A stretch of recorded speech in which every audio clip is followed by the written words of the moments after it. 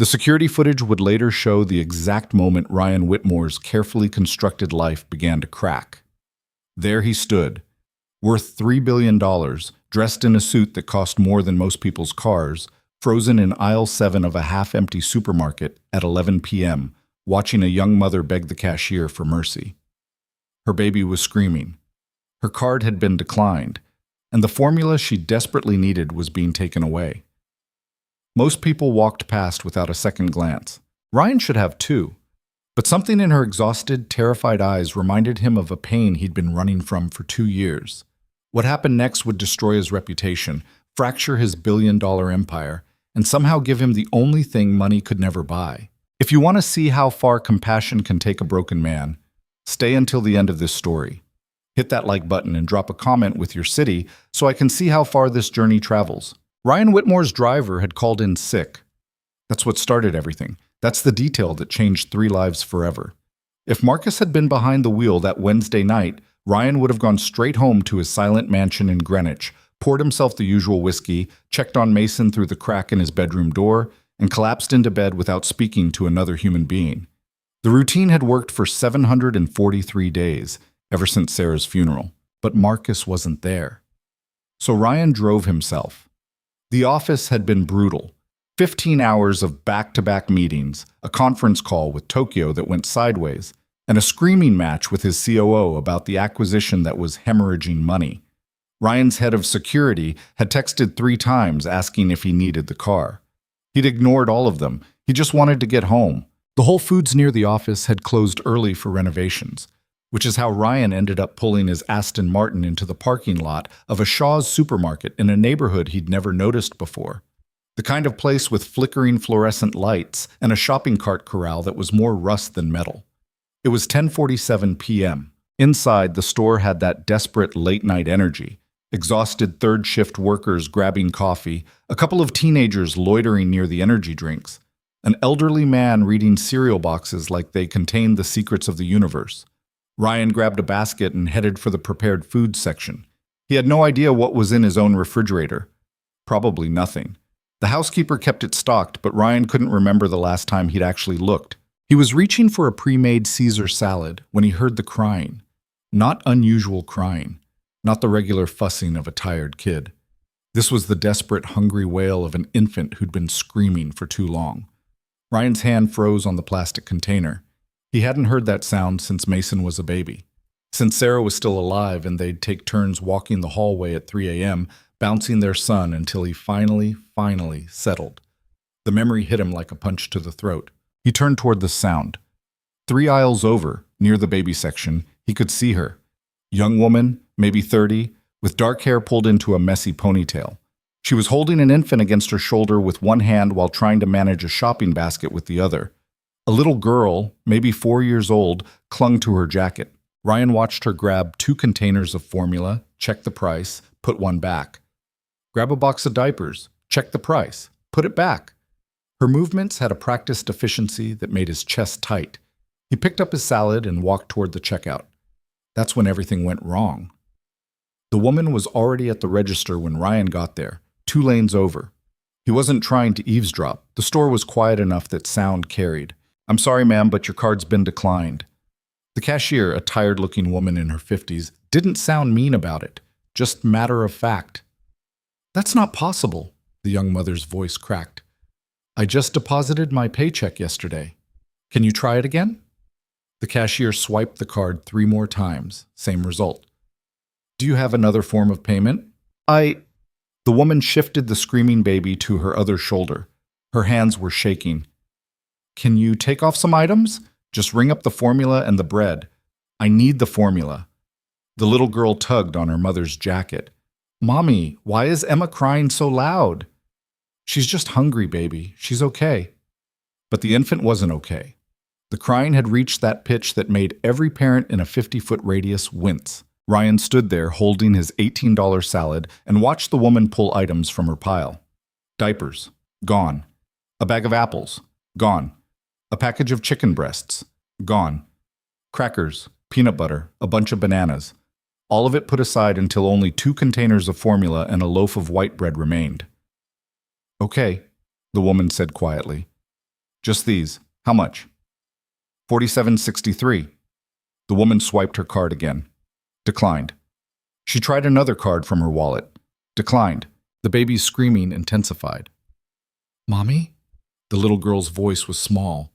Is Emma going to be hungry all night? That's when something inside Ryan just broke. He didn't think about it, didn't calculate the optics or consider the implications. He just walked over and said, I've got it. The woman turned, startled. Up close, Ryan could see the dark circles under her eyes, the stain on her jacket that looked like spit up, the way her hands trembled as she held her baby. I'm sorry, what? Your groceries. I'll pay for them. He pulled out his wallet and handed his Black American Express to the cashier before the woman could respond. Sir, you don't have to. It's done. Ryan's voice came out harder than he meant it to. He softened it. Please, let me help. The woman stared at him like he'd just offered to buy her a car. I can't accept that. I don't even know you. Then we're even. I don't know you either. Ryan looked at the pile of groceries she'd removed. Put the rest back. No, I really can't. Is your baby hungry? The question stopped her. The infant was still wailing against her shoulder, that desperate sound that every parent recognizes as genuine need. Yes, she whispered. Then put the groceries back and let me pay for it, please. For a long moment, she just looked at him. Ryan saw her trying to figure out the angle, the catch, the price she'd have to pay later. He knew that look. Sarah used to tell him about women who couldn't accept help because they'd been conditioned to believe nothing came free. The little girl tugged her mother's jacket again. Mommy, the nice man wants to help Emma. Something in the woman's face crumbled. She nodded once, quickly, and started putting items back on the belt. The diapers, the chicken, the apples. When she was done, Ryan added a rotisserie chicken, a gallon of milk, a bag of rice, and 3 more containers of formula. Sir, that's too much. Babies eat a lot, Ryan said simply. Trust me. The total came to $237. Ryan didn't blink. The cashier handed him the receipt and started bagging everything. The woman stood there looking like she might cry or bolt. Ryan couldn't tell which. Thank you, she finally managed. I don't know what to say, thank you. Ryan nodded. He should have walked away then. Paid for his own groceries, gone home, felt good about his random act of kindness. Instead, he heard himself ask, How are you getting home? Bus. The 47 stops 3 blocks from here. He glanced at the window. It was starting to sleep. With 2 kids and all these groceries? We've done it before. The little girl was already reaching for one of the bags, trying to help her mother. She couldn't have weighed more than 40 pounds, and she was preparing to carry groceries through freezing rain to a bus stop. Let me drive you, Ryan said. Now the woman did look scared. I appreciate what you did, but I'm not getting in a car with a stranger. Smart. You shouldn't. Ryan pulled out his phone and opened a tab showing his Wikipedia page. My name is Ryan Whitmore. I run Whitmore Technologies. That's me. I have a 6-year-old son at home with a nanny right now. I'm not going to hurt you. I can't watch you take a bus in this weather. She stared at the phone screen, then back at him. You're serious? Very. You're that Ryan Whitmore, the one on the cover of Forbes last month? Unfortunately. The woman laughed, a short, startled sound that seemed to surprise her. What the hell is a billionaire doing at Shaw's at 11 o'clock on a Wednesday night? My driver called in sick. What's your excuse? She looked down at her screaming baby. Same thing I do every night. Survive. Ryan picked up her grocery bags. My car's outside. Black Aston Martin. You can take a picture of my license plate and text it to someone before you get in. I'll wait. She studied him for another long moment, then pulled out her phone and did exactly that. Took a photo of his face, his license plate, sent it somewhere. Smart. Okay, she said finally. But I'm sitting in back with the kids. Fair enough. The drive through the city started in silence. Ryan drove carefully through the sleet while the woman sat in back, her baby finally quiet now that she'd gotten a bottle in her. The little girl was pressed against the window, watching the lights go by. I'm Emily, by the way, the woman said after they'd gone about 10 minutes. Emily Carter. This is Emma, and that's Sophie. Ryan, but you already knew that. Sophie, say thank you to Mr. Whitmore. Thank you, Mr. Whitmore, the little girl said solemnly. You're nice. Most people aren't nice when mommy's card doesn't work. The casual way she said it made Ryan's jaw clench. How many times had this kid watched her mother get humiliated at a checkout line? You don't have to call me Mr. Whitmore, he said, catching the girl's eyes in the rearview mirror. Ryan's fine. Mommy says we have to use grown-up names for grown-ups we don't know. Your mom's right. Mr. Whitmore it is. Emily gave him an address in Dorchester. Ryan knew the neighborhood, not from personal experience, but from crime statistics his security team sent him quarterly. Not the worst area in Boston, but close enough to make him uncomfortable about leaving her there. The building was exactly what he expected.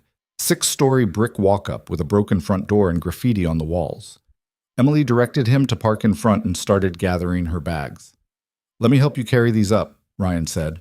You've done enough. I'm already here. What's a few more minutes? She hesitated, then nodded. 3rd floor. Ryan grabbed as many bags as he could carry and followed her into the building. The stairwell smelled like cigarettes and something sour he couldn't identify. Emily climbed with practiced efficiency, the baby on her hip, Sophie trailing behind. The apartment was small. Maybe 600 square feet, Ryan estimated. 1 bedroom visible through an open door, a tiny kitchen, and a living area with a futon and a TV that looked older than Sophie. But it was clean, obsessively clean, and decorated. Cheap Christmas decorations on the windows, hand-drawn pictures taped to the walls, an artificial tree in the corner with exactly 4 presents underneath it. Emily saw him looking. Sophie made most of the decorations. She loves Christmas. Ryan set the grocery bags on the small kitchen counter. Through the window, he could see the building across the street. Same brick, same desperation. How long have you lived here? He asked. 8 months. It's not much, but the landlord doesn't ask questions and the rent's consistent.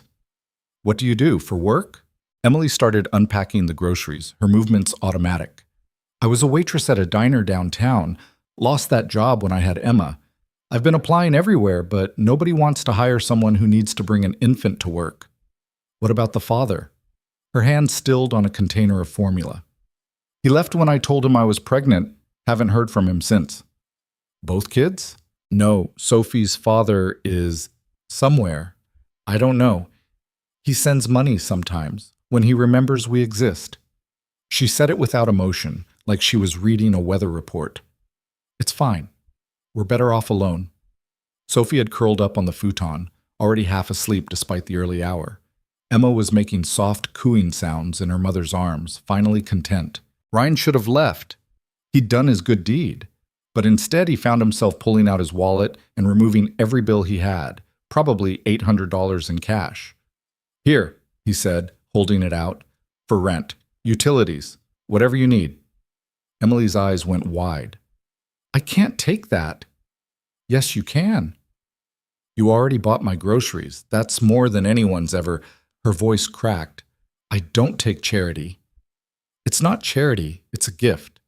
There's a difference. Not from where I'm standing. Ryan set the money on the counter between them. I have more money than I'll ever spend in 3 lifetimes. You have 2 kids and declining credit cards. The math isn't complicated.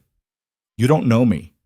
I could be a drug addict, a con artist. I could take this money and never think about you again. Are you any of those things? No? Then take the money, Emily. She stared at the bills on the counter like they might explode. Why are you doing this? Ryan looked at Sophie, sleeping on the futon, at Emma dozing in her mother's arms, at the hand-drawn Christmas decorations covering up water stains on the walls. Because 2 years ago my wife died, he heard himself say.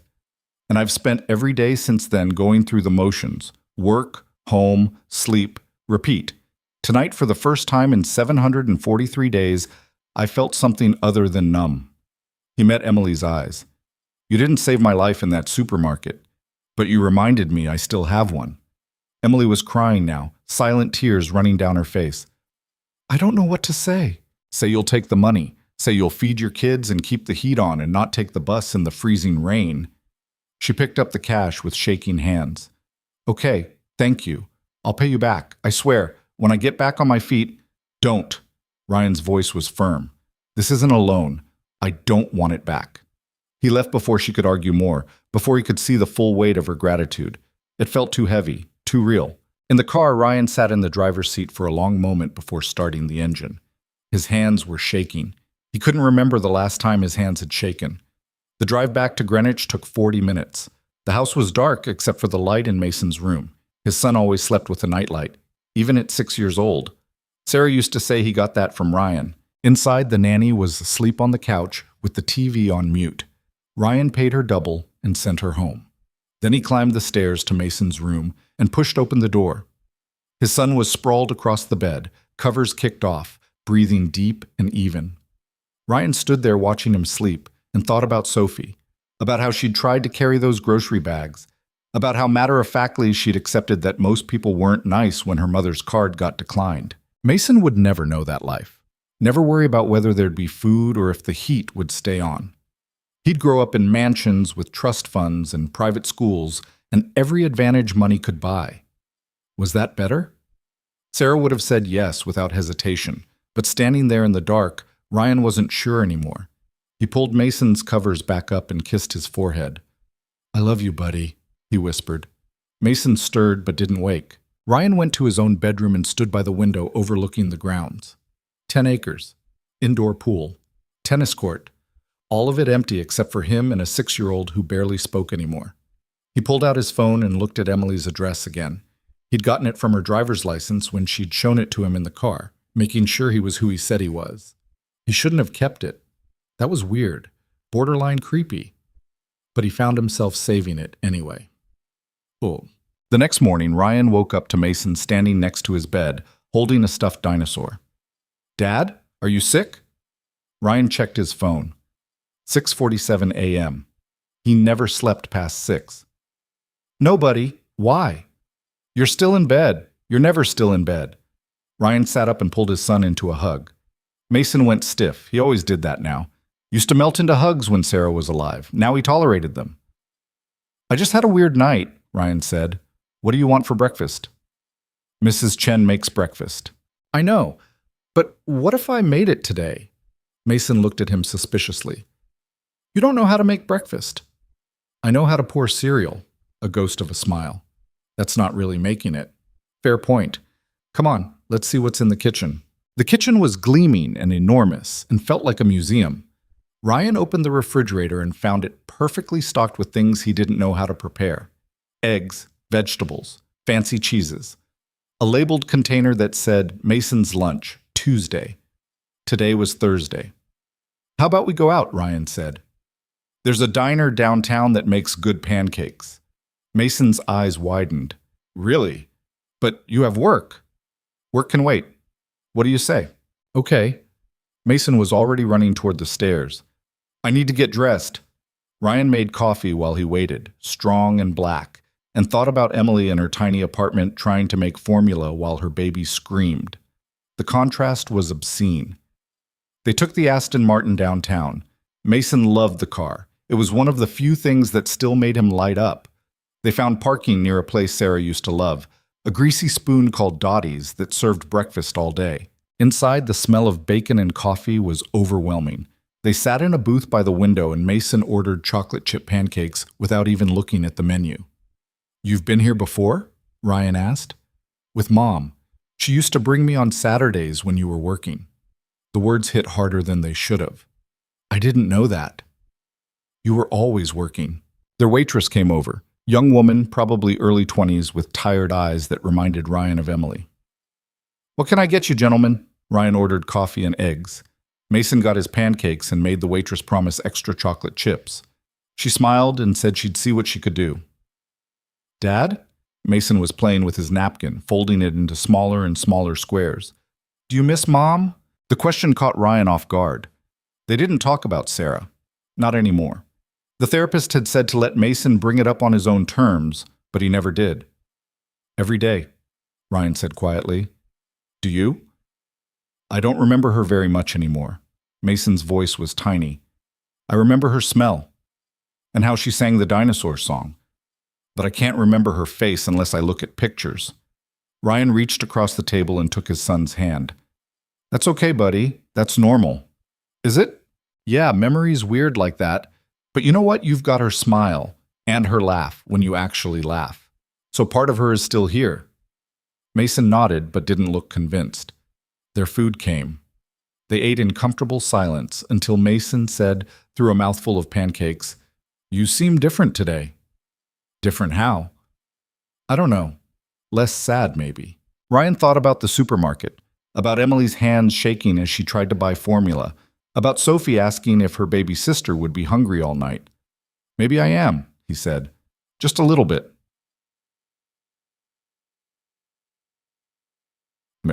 Ryan dropped Mason at school and made it to the office by 9:30.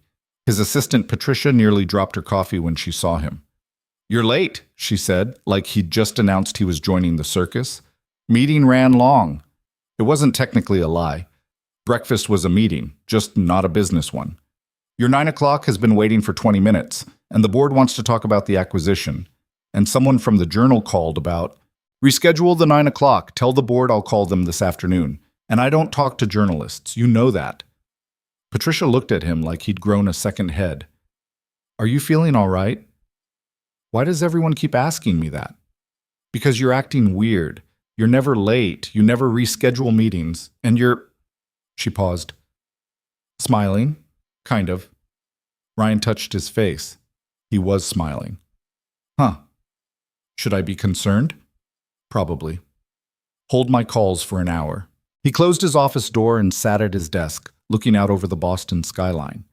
From up here, the city looked clean and orderly. You couldn't see the struggling single mothers or the declining credit cards or the kids who'd learned not to expect niceness.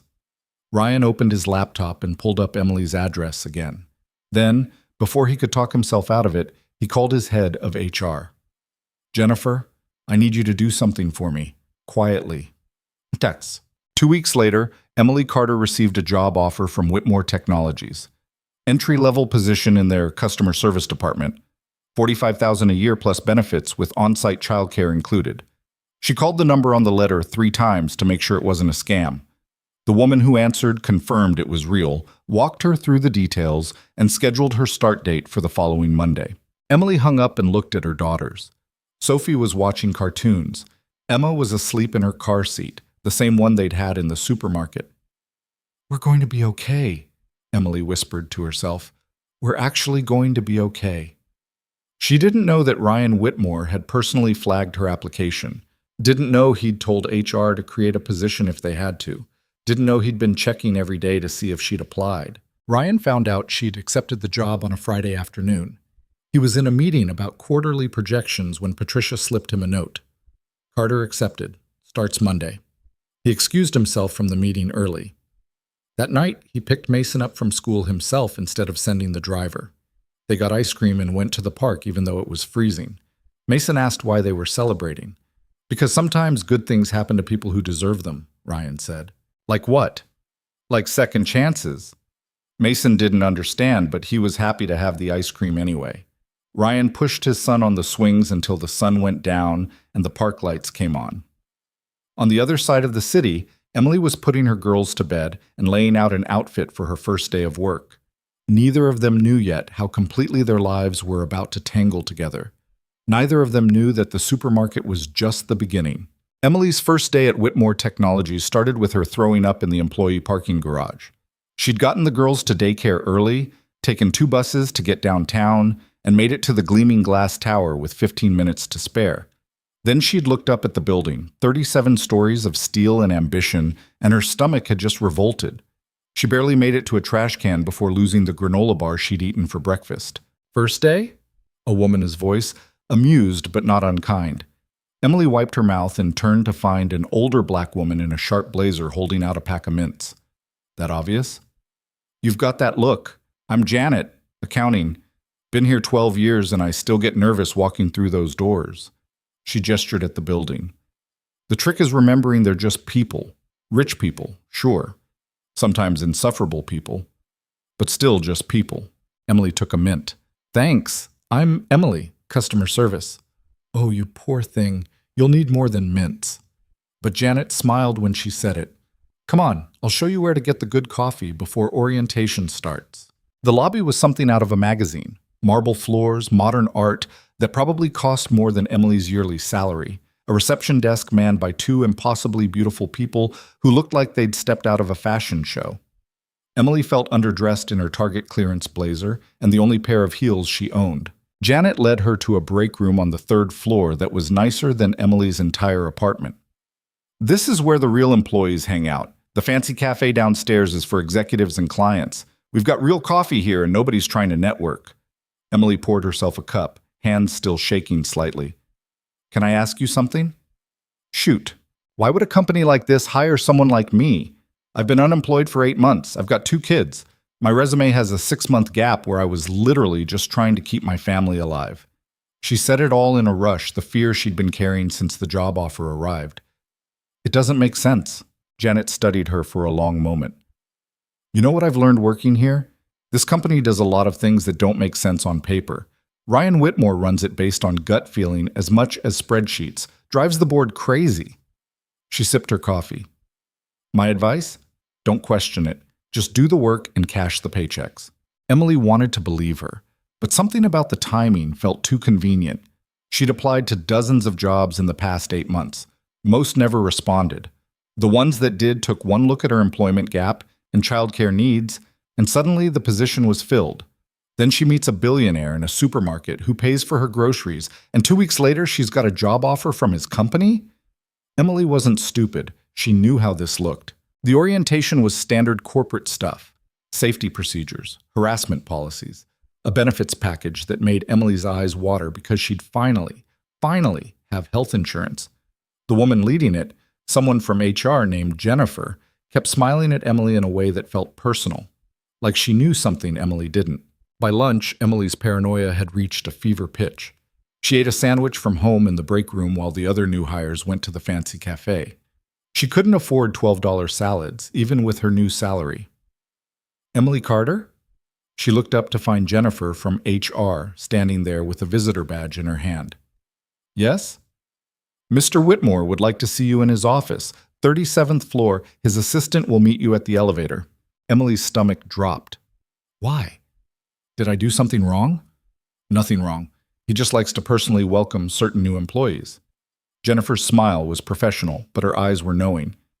"The elevators are just past reception." Emily threw away her half-eaten sandwich and tried not to panic. This was it. He was going to proposition her, or fire her for some fabricated reason, or... The elevator ride to the 37th floor felt like it took hours. When the doors opened, a woman who looked like she ran the Pentagon greeted her. "Emily, I'm Patricia, Mr. Whitmore's assistant. He's just finishing a call. You can wait here." The waiting area outside Ryan's office had furniture that probably cost more than Emily's car used to before it died. She perched on the edge of a chair and tried to calm her breathing. Through the glass walls, she could see him, Ryan Whitmore, on the phone, pacing while he talked. He was in a suit that probably cost thousands, his hair slightly messed up like he'd been running his hands through it. He looked different than he had in the supermarket. More intense, more intimidating, more like the billionaire he actually was. The call ended. Ryan looked up, saw her, and his whole face changed. The intensity melted into something softer. He said something to Patricia, who nodded, and then he was opening his door. "Emily, thanks for coming up." She stood, smoothed her clearance blazer, and walked into his office on legs that felt like water. "Mr. Whitmore." "Ryan, please." He gestured to a seating area by the windows, not his desk, which somehow made it worse, more intimate. "How was your first morning?" Emily sat on the edge of a leather chair and cut straight to it. "Did you give me this job?" Ryan's expression didn't change. "You applied. HR reviewed your application. You were qualified." "That's not what I asked." A pause. Then Ryan sighed and sat across from her, elbows on his knees. "I told HR to look at your application, that's all. They made the decision." "But you flagged it. You made sure they saw it." "Yes." "Why?" "Because you needed a job and I needed good people." Emily laughed, sharp and bitter. "I've needed a job for 8 months, Mr. Whitmore. Nobody cared until you decided to play savior." Ryan's jaw tightened. "That's not what this is." "Then what is it? Because from where I'm sitting, this looks like a rich guy who thinks he can fix a poor woman's life because it makes him feel good about himself." The words came out harsher than she intended, but she didn't take them back. "I don't need saving. I needed a job. There's a difference. You're right. Ryan's voice was quiet. I should have told you. That was wrong. I saw an opportunity to help, and I took it. I didn't think about how it would make you feel. Like a charity case. You're not a charity case, Emily. You're a woman who got screwed by a system that punishes single mothers for existing. I just opened a door. You're the one who walked through it. Emily wanted to stay angry. Anger was easier than the complicated mess of gratitude and resentment and confusion swirling in her chest. What do you want from me? Nothing. I want you to do the job you were hired for. I want you to take care of your daughters. That's it. That's it. That's it. She studied his face, looking for the catch. Men didn't help women for nothing. There was always a price, always an expectation. But Ryan just looked tired and sincere, and maybe a little bit lost. Okay, Emily said finally, but I'm going to do this job well, not because you helped me, but because I need to, for my girls. I wouldn't expect anything less. Emily stood to leave, then paused. The supermarket. That wasn't planned, was it? You weren't looking for someone to rescue. My driver called in sick. I needed groceries. That's the whole story. And you just happened to decide to pay for a stranger's food. Ryan stood too, hands in his pockets. My wife died 2 years ago. I spent every day since then on autopilot. Then I saw you in that store and something in me just woke up. I don't know how else to explain it. Emily nodded slowly. I'm sorry. About your wife. I'm sorry about your situation, the father, all of it. We're quite a pair of disasters, aren't we? Ryan smiled for the first time since she'd walked in. Yeah, we really are. Emily left his office feeling like she'd just survived something, though she wasn't sure what. Patricia handed her a folder on the way out. Your employee packet, building access, parking information, direct deposit forms. Mr. Whitmore also wanted you to have this. She pulled out a company credit card. For work expenses. Sometimes customer service needs to order supplies or grab lunch with clients. It's standard for all employees. Emily took the card like it might bite her. This is standard? Absolutely. It wasn't. Emily had worked enough minimum wage jobs to know when someone was bending the rules. But she pocketed the card anyway because arguing would just draw more attention. The afternoon training session was about the phone system and how to escalate angry customers. Emily took notes and tried to focus, but her mind kept drifting back to Ryan's office, to the way he'd looked at her, like she was a person, not a problem. When 5 o'clock hit, Emily practically ran to the daycare center. She needed to see her girls. Needed to remind herself why she was doing this. Sophie came running the moment she saw her mother, pigtails flying. Mommy, we had pizza for lunch and I made a friend named Marcus. Emma was asleep in an attendant's arms, her face peaceful and milk-drunk. Emily gathered both her daughters and just breathed them in. How was your first day at work? The attendant asked. Emily thought about the throwing up and the paranoia and the confrontation with a billionaire in his corner office. Complicated. First days usually are. The bus ride home took an hour. Sophie chattered the whole time about her new friend and the toy kitchen in the daycare. Emma woke up and started fussing. By the time they got to their apartment, Emily was exhausted. But there was food in the fridge, the heat was on. Emma had enough formula to last the week. They were going to be okay. Emily made dinner, nothing fancy, just pasta and jarred sauce, and let Sophie help stir. They ate on the futon while watching cartoons. Emma sat in her bouncy seat, making grabby hands at the TV. After the girls were asleep, Emily pulled out the employee packet and really read it. Health insurance that covered vision and dental. Retirement matching. Paid time off. It read like fiction. Her phone buzzed. Unknown number. Hello? Emily. It's Janet from accounting. I got your number from the directory. Hope that's not weird. I wanted to see how your first day went. Emily felt something loosen in her chest. It was a lot, but I survived. That's the spirit. Listen, a few of us get drinks on Friday nights. Nothing fancy, just a dive bar near the office. You should come. I don't know. I've got the girls and I can't really afford. First round's on me. And bring the girls if you need to. My sister brings her kids sometimes and they just color in the corner. It's that kind of place. Emily smiled. Okay, yeah, that sounds nice. Great, I'll text you the address. After they hung up, Emily sat in her quiet apartment and realized she'd made a friend. An actual friend who wasn't judging her situation or pitying her circumstances. Just a friend. When was the last time she'd had one of those? The rest of the week passed in a blur of training and phone calls and learning the computer system. Emily's coworkers were mostly kind, though she caught a few of them whispering when they thought she wasn't listening. The new girl who came out of nowhere. Wonder what her story is. She kept her head down and did the work, answered calls from confused customers, helped process orders, stayed 30 minutes late every day just to prove she was worth the salary. On Thursday, she saw Ryan in the lobby. He was with a group of men in expensive suits, probably investors or board members. He glanced her way, did a double take, and nodded. Just a simple acknowledgement. Emily nodded back and kept walking. Friday evening, she left work at exactly 5 and headed to the bar Janet had mentioned. It was called Murphy's, and it looked like every other Irish pub in Boston. Dark wood, Guinness signs, sports on TV. Janet waved from a booth in the back. "You made it!" Emily slid in next to her, Sophie and Emma in tow. "I said I would." "Where are the girls?" "Right here. Sophie, say hi to Miss Janet." Sophie, who'd been clutching her mother's hand like a lifeline, gave a tiny wave. Emma just stared at everyone with wide eyes. "They're beautiful," Janet said. Then to the bartender, 2 beers and a Sprite with a cherry." Sophie's eyes lit up. "A cherry? Can't come to a bar without getting a Shirley Temple. It's tradition." The other women at the table introduced themselves. Carol from marketing, Diane from legal, a younger woman named Keisha who worked in Ryan's department but never saw him because he was always locked in meetings. They talked about office gossip and terrible customers and the rumor that the company was about to acquire some startup in California. Emily mostly listened, nursing her beer and making sure Sophie didn't spill her Sprite. It felt surreal sitting in a bar with coworkers like a normal person with a normal life.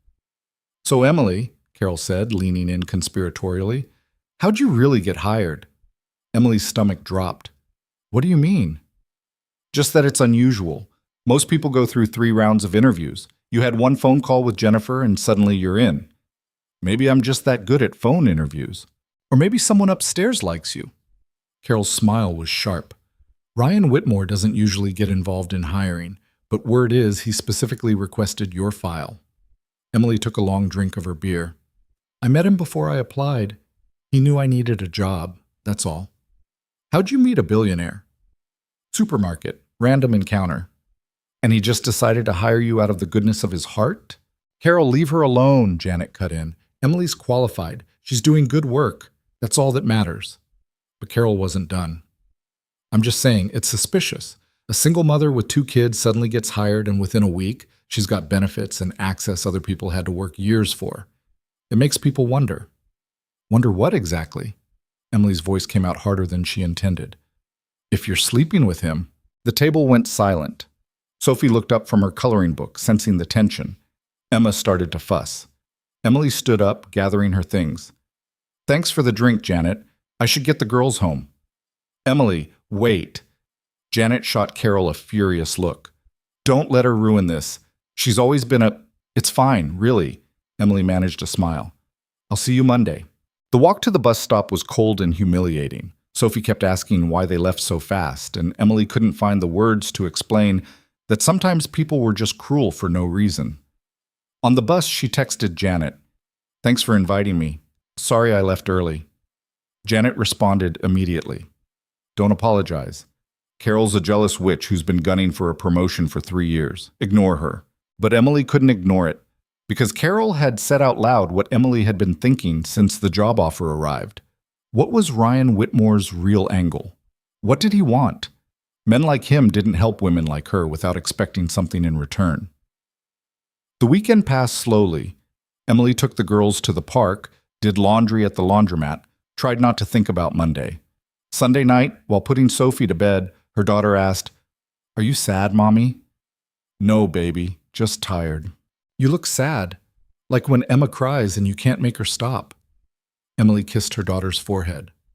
"Some problems are harder to fix than crying babies, but I'm working on it." Monday morning, Emily arrived at work 30 minutes early. She was pulling files for the day when Patricia appeared at her desk. "Emily, Mr. Whitmore would like to see you." Here it comes, Emily thought, the real reason he hired me. She followed Patricia to the elevator, her heart pounding. This time when she entered Ryan's office, he was standing at the window looking out over the city. "Close the door," he said without turning around. Emily did, her mouth dry. "I heard what happened Friday night, at the bar." Of course he did. Rich people always knew everything. It's fine. It's not fine. What Carol said was out of line. He finally turned to face her. "I'm going to have HR talk to her." "Please don't. That'll just make it worse. People already think I'm getting special treatment." "Are you?" "I don't know." "Am I?" Ryan crossed his arms. "You want the truth?" "I think I've earned it." "Yes. You're getting special treatment, not because I want to sleep with you or because I'm running some savior complex, but because when I met you in that supermarket, you reminded me that there are people in this world who fight every single day just to survive. And instead of becoming bitter or angry, you were gentle with your kids. You were kind to a stranger who bought your groceries. You didn't demand more or act entitled." He paused. "I have a 6-year-old son who barely talks anymore because he watched his mother die. I'm worth $3 billion and I can't figure out how to make him smile. Then I met you and your daughters, and I thought, maybe if I can help someone who actually deserves it, maybe that counts for something." Emily's eyes were burning. "That's a lot of pressure to put on a stranger." "I know, and I'm sorry. You didn't ask for any of this." "No, I didn't." She wiped her eyes angrily. "But I'm here now. So what do we do about it?" "You do your job, I stay out of your way. And if anyone gives you trouble, you tell me." "I'm not going to run to the billionaire every time someone's mean to me, Ryan. That's not how this works." "Then how does it work?" "I don't know." Emily threw her hands up. "I've never been in this situation before. I've never had someone actually help me without wanting something. I don't know how to process it." They stood there in his enormous office, two damaged people trying to figure out what they owed each other. Finally, Ryan said, "My son, Mason. He's struggling. His therapist says he needs to be around other kids more, but he won't engage at school. He won't make friends. He just exists." "What does that have to do with me?" "Your daughters. Sophie especially. She seems happy, adjusted." "How do you do that?" Emily almost laughed. "You think my kids are adjusted? Sophie has nightmares about us getting evicted. Emma cries every time I leave her at daycare because she thinks I won't come back. We're all a mess, Ryan. We're just better at hiding it. But they laugh, they play. Mason doesn't do any of that anymore. Because he lost his mother. That's not something you fix by throwing money at it." "I know that," Ryan's voice cracked. "I know I can't fix it, but I have to do something. I can't just watch him disappear into himself." Emily softened. "What are you asking?" Could you bring your daughters to the house sometime? Let the kids play together?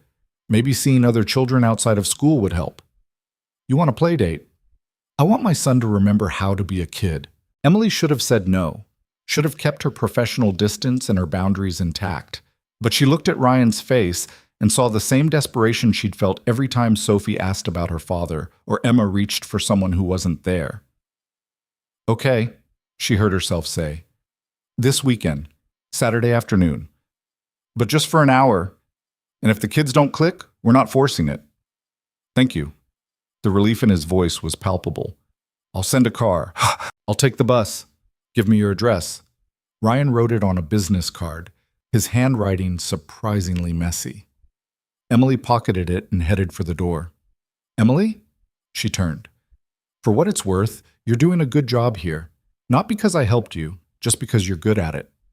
Emily nodded once and left before the tears could fall. The rest of the week crawled by. Emily fielded calls and avoided Carol and tried not to think about Saturday. She told Sophie they were going to visit a friend's house to play, which technically wasn't a lie. Saturday morning, she dressed the girls in their nicest clothes, which wasn't saying much, and took 2 buses to Greenwich. The address Ryan had given her led to a gate with an intercom. Emily pressed the button, feeling ridiculous. "Yes?" A woman's voice. "I'm Emily Carter. Mr. Whitmore is expecting me." The gate swung open. The driveway alone was longer than Emily's entire street. When the house came into view, she actually stopped walking. It wasn't a house. It was a compound. Modern architecture, all glass and steel, overlooking grounds that looked like they belonged to a country club. Sophie's mouth fell open. "Mommy, Is this a castle? Something like that, baby. Ryan met them at the front door, wearing jeans and a sweater that probably cost more than Emily's rent. He looked nervous. You came.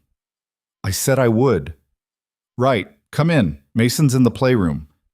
The inside of the house was exactly what Emily expected. Expensive, minimalist, and completely devoid of warmth. It looked like a showroom, not a home. Ryan led them through a hallway to a room that was clearly meant for a child but felt staged. Too many toys still in their boxes.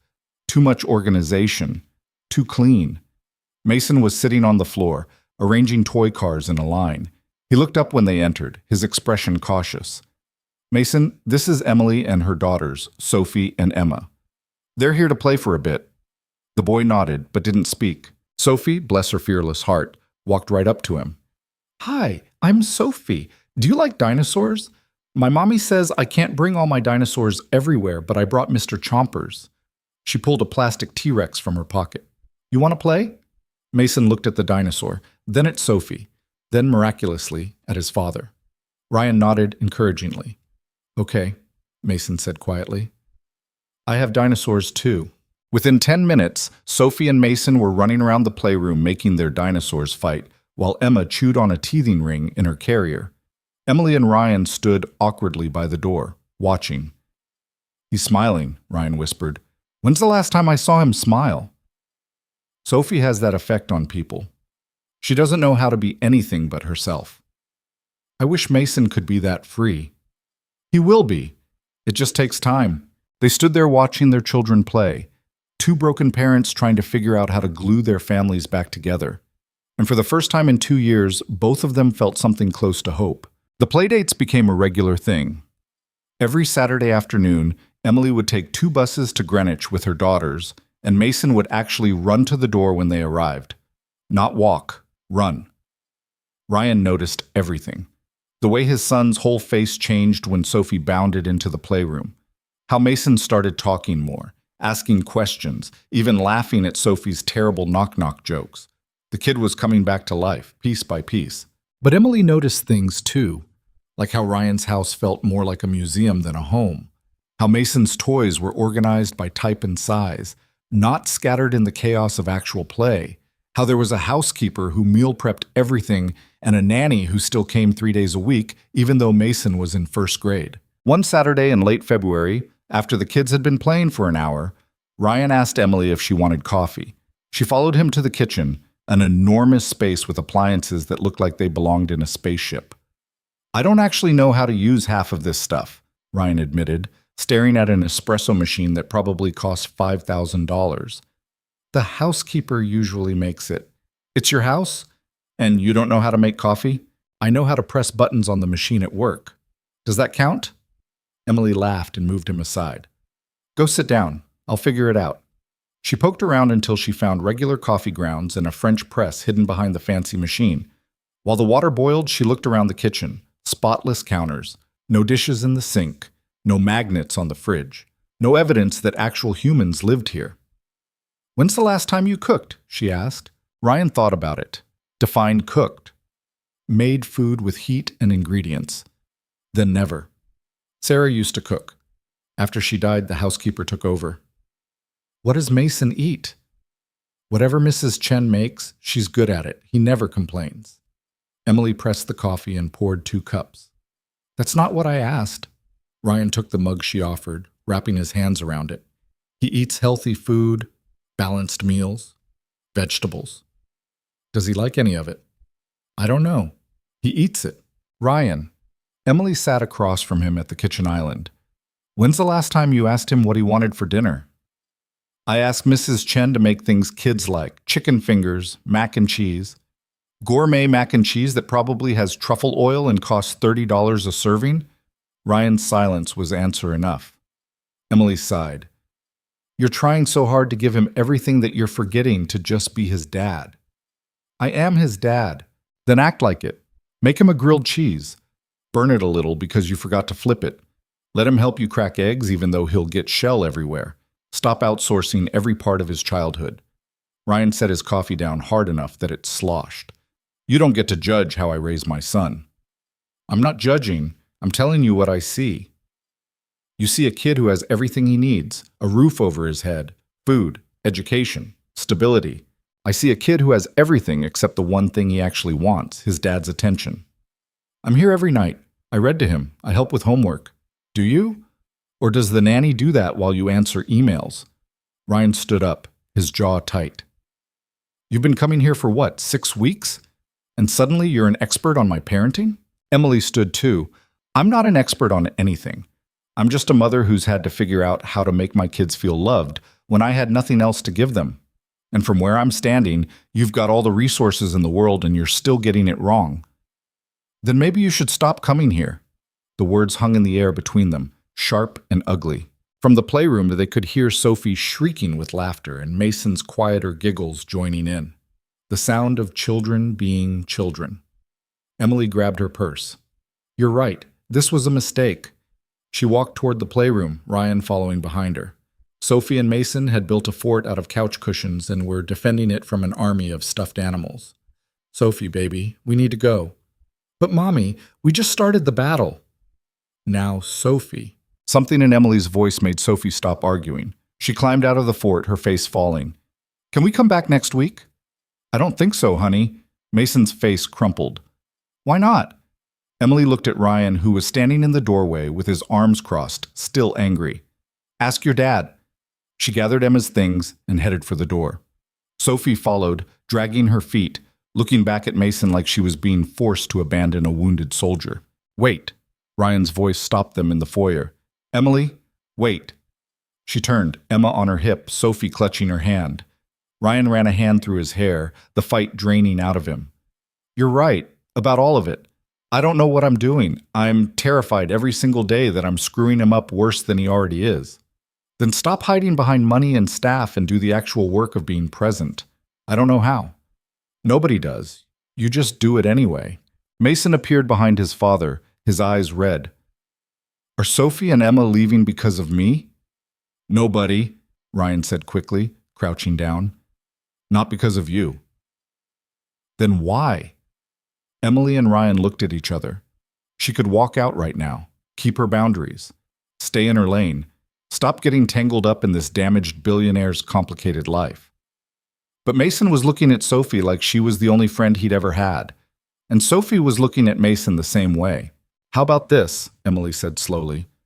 Next Saturday, Mason comes to our place. We'll make pizza, the cheap kind from a box, and Ryan can come too if he promises to actually help instead of just watching. We're going to your house? Mason's eyes went wide. Can I bring Mr. Stomps? He held up a toy dinosaur. You can bring whoever you want. Ryan stood up. Emily, you don't have to. I know I don't have to. I'm choosing to. There's a difference. She gave him her address again, even though he probably still had it from driving her home that first night. 2:00. Don't be late. The following Saturday, Ryan's Aston Martin looked completely ridiculous parked in front of Emily's building. She watched from her window as he helped Mason out, both of them staring up at the graffiti-covered brick like they'd landed on another planet. Sophie was bouncing off the walls with excitement. They're here! Mommy! They're here! Emily buzzed them up. While she waited for them to climb the 3 flights, she looked around her apartment and tried not to feel ashamed. It was clean. It was the best she could do. It would have to be enough. Ryan knocked. Sophie threw the door open before Emily could get there. Mason, come see my room. Well, it's Mommy's room too, but I have a corner with all my stuff. The 2 kids disappeared while Ryan stood in the doorway holding a grocery bag, looking completely out of place in his designer jeans and cashmere sweater. You came, Emily said. You invited us. I wasn't sure you'd actually show up. Ryan stepped inside and looked around. Emily watched him take it in. The futon that served as couch and spare bed, the tiny kitchen with its mismatched dishes, the hand-drawn pictures covering the water-stained walls. The apartment was maybe a quarter the size of his kitchen. It's small, Emily said defensively, but it's ours. It feels like a home. Ryan set the grocery bag on the counter. I brought supplies. I wasn't sure what you needed. Emily looked in the bag and almost laughed. Organic flour, imported tomato sauce, fresh mozzarella that probably cost $20. Ryan, I said we're making pizza from a box. I thought we could make it from scratch. Do you know how to make pizza from scratch? No, but there's probably a recipe online. Emily pulled out her phone and found the simplest recipe she could. Okay, but we're doing this my way, which means it's going to be messy and chaotic, and the kids are going to help. I can handle messy.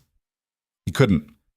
Within 20 minutes, the kitchen was a disaster. Flour everywhere. Mason had dough in his hair. Sophie had somehow gotten tomato sauce on the ceiling. Emma was in her bouncy seat, shrieking with delight at the chaos. Ryan looked horrified. This is what cooking with kids looks like, Emily said, laughing at his expression. Welcome to reality. Mason was kneading dough with an intensity that suggested he was working out some serious feelings. Sophie was spreading sauce with her hands because she'd declared the spoon boring. Dad, look! Mason held up his dough ball proudly. I made it all by myself. Ryan's face did something complicated. That's great, buddy. Really great. Can I put the cheese on now? Go for it. Emily showed both kids how to sprinkle cheese and add toppings. Sophie wanted pepperoni shaped like a smiley face. Mason wanted just cheese, but arranged in a very specific pattern. They were taking it so seriously, their little faces scrunched in concentration. While the pizzas baked, Emily made the kids wash their hands and then sent them to play. Ryan stood in her tiny kitchen, looking at the mess they'd made. I should clean this up, he said. We'll do it together, after we eat. They sat on the futon while the kids played in the corner. Emma had fallen asleep in her bouncy seat, full and content. The apartment smelled like pizza and childhood. Thank you, Ryan said quietly. For this. For giving us another chance. I didn't do it for you. I did it for Mason and Sophie. I know, but still. The timer went off. Emily pulled the pizzas from the oven. They were a little burnt on the edges, the cheese slightly uneven. They looked perfect. The four of them ate, sitting on the floor around the coffee table because Emily didn't have a dining table. Mason declared it the best pizza he'd ever had, which was probably a lie, but Emily didn't correct him. Sophie told a long, rambling story about her friend at daycare who could burp the alphabet. Ryan was quiet, but he was watching. Really watching. His son, the way Mason laughed, the way he interacted with Sophie, the way he seemed lighter somehow.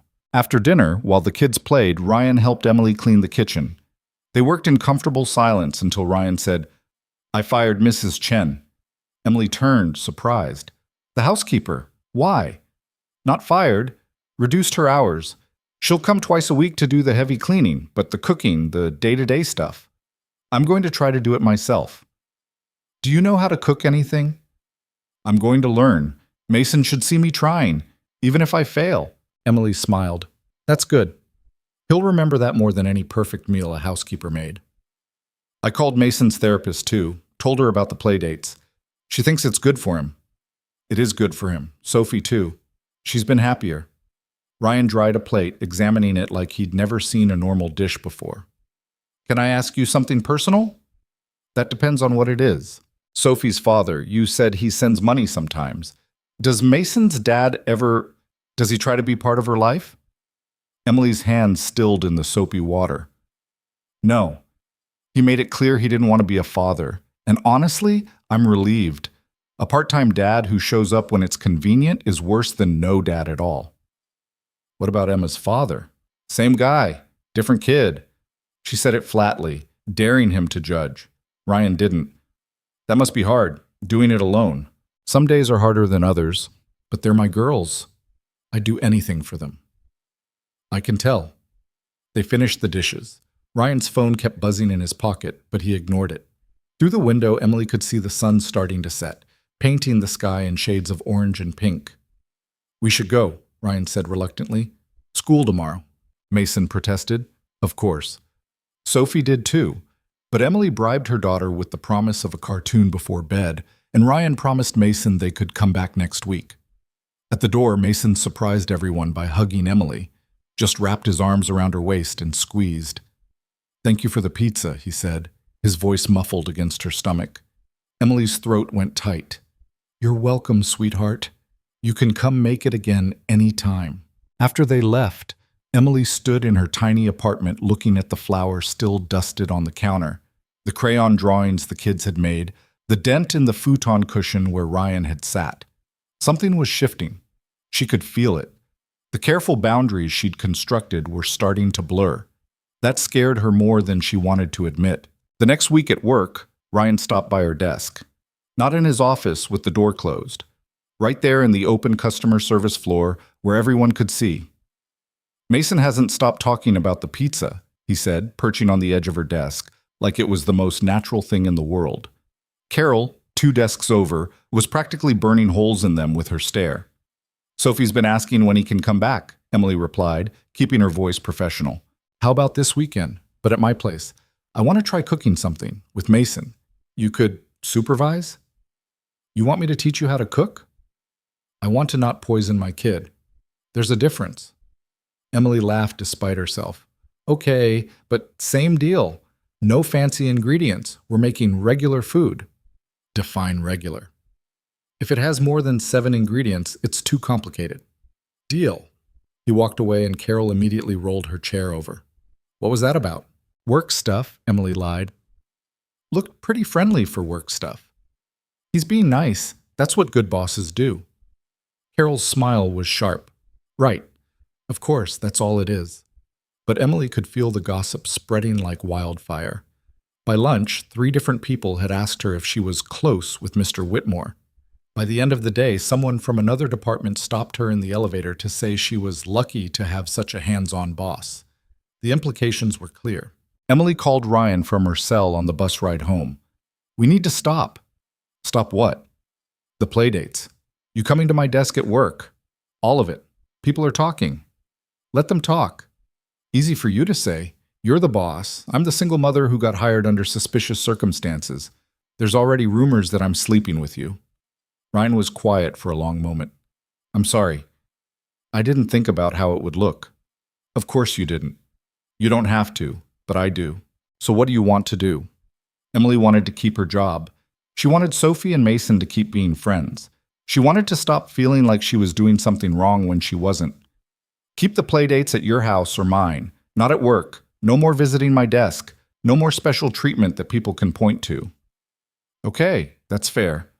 And Ryan, if this gets too complicated, if it starts affecting my job, I'm going to have to choose my daughters every time. I wouldn't expect anything less. Saturday came. Emily took the bus to Greenwich again, but this time she brought ingredients from the regular grocery store. Chicken, potatoes, carrots. They were going to roast a whole chicken because that was something Ryan needed to know how to do. Mason met them at the door, already wearing an apron that was way too big for him. Sophie, we're cooking today. Dad got me an apron. The kids ran off while Emily followed Ryan to the kitchen. He'd actually cleared off the counter. No stacks of mail, no random objects. Like he was taking this seriously. Okay, Emily said, pulling out the chicken. First rule of cooking, it's going to look scary, but it's actually simple. That chicken still has parts. It's a whole chicken, Ryan. This is what they look like. I've only ever bought the pre-cut stuff. Emily walked him through it. Rinsing the chicken, seasoning it, cutting vegetables. Ryan followed instructions like he was assembling a nuclear reactor, precise and slightly terrified. Mason wandered in. Can I help? You can put butter on the potatoes, Emily said, handing him a stick of butter and a butter knife. Mason went at it with enthusiasm, getting butter everywhere except the potatoes. Ryan started to correct him, but Emily caught his eye and shook her head. Perfect job, Mason, she said. Those potatoes are going to be delicious. Sophie appeared with Emma. What can I do? Wash the carrots in the sink. Make sure they're really clean. Both kids worked while Emily showed Ryan how to truss the chicken and put everything in the roasting pan. His hands were shaking slightly as he slid it into the oven. How long? He asked. About 90 minutes. We'll check it. They set a timer. The kids went back to playing.